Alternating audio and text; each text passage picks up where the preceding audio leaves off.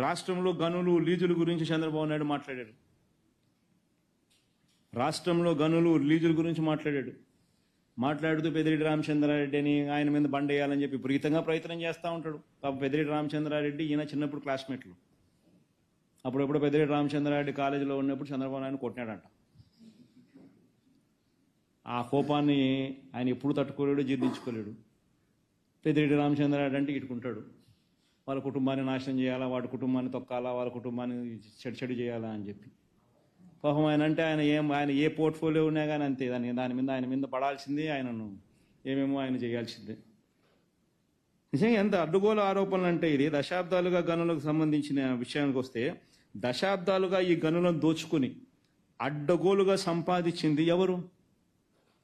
2018 ఈ minor and major ఖనిజాల కారణంగా